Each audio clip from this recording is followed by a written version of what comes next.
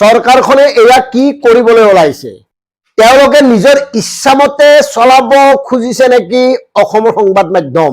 ইতিমধ্যে বেছিভাগ সংবাদ মাধ্যমেই চৰকাৰৰ আঙুলিৰ ইংগিতত সকলো কাম কৰাৰ পিছত যিসকলে সাধাৰণ জনতাৰ পক্ষত থাকি সাধাৰণ মানুহৰ মনৰ কথাবোৰ ক'বলৈ আৰম্ভ কৰিছে বা কৈ আছে, সেই সকল সংবাদ প্ৰতিষ্ঠানকো এতিয়া নাকি লগাবলৈ বিশেষ কৌশল অৱলম্বন কৰিছে এইখন চৰকাৰে।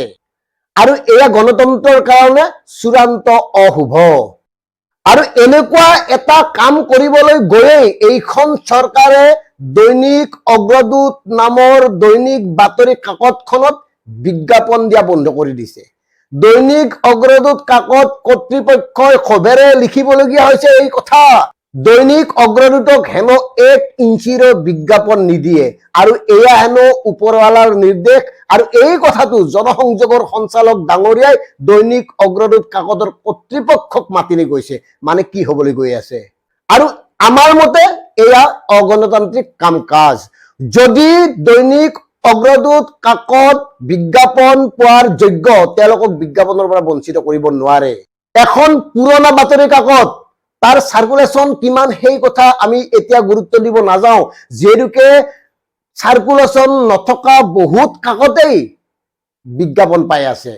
আৰু যদি সকলো কাকতেই বিজ্ঞাপন পায়, তেতিয়াহ'লে কিয় দৈনিক অগ্ৰদূত কাকতক বিজ্ঞাপন নিদিব? ইয়াৰ উদ্দেশ্য কি, লক্ষ্য কি, এই সকলোবোৰ কথা জনতাক জনাব লাগিব। এনেইতো ক'লে নহ'ব যে তোমালোকক বিজ্ঞাপন নিদিওঁ, ওপৰৰ নিৰ্দেশ, এনেকে ক'লেই শেষ নেকি? আৰু আশ্চৰ্যকৰভাৱে এই সিদ্ধান্তৰ বিৰুদ্ধে কোনো এটা সাংবাদিক সংস্থাই সংগঠনে এতিয়ালৈকে মুখ খোলা নাই। তেওঁলোকে এখন স্মাৰক পত্ৰও দিয়া নাই কিয় এইটো কৰা হ'ল জানিবৰ কাৰণে। মানে কি, এয়া অগণতান্ত্ৰিক কাম কাজ। এই কথাবোৰ বন্ধ হ'ব লাগে। কাৰণ চৰকাৰ যিয়েই নহওক, যাৰেই নহওক, তেওঁলোকে গণতান্ত্ৰিক কাম কাজ চলাই নিয়াটো বিচাৰো। তেওঁলোকে সংবাদ মাধ্যমক এনেকে তেওঁলোকৰ নিৰ্দেশ মতে চলোৱাটো আমি নিবিচাৰো।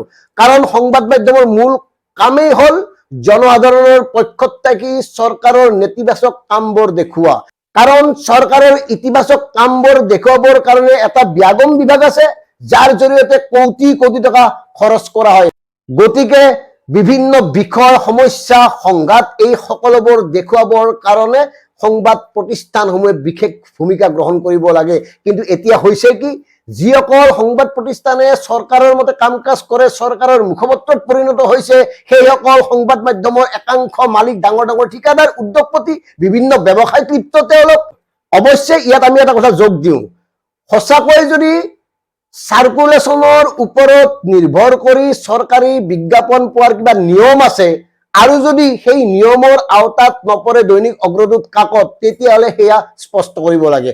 কাৰণ অসমত এতিয়াও এনে অনেক ক্ষুদ্ৰ বাতৰি কাকত আছে, মজলীয়া বাতৰি কাকত আছে, যিসকলৰ সাৰ্কুলেশন বুলিবলৈ মুঠে নাই, কেইটামান কপি প্ৰকাশ কৰে আৰু মানে লিংকত গৈ গৈ তেওঁলোকে চৰকাৰী বিজ্ঞাপনবোৰ নিয়মীয়াকৈ সংগ্ৰহ কৰি আছে।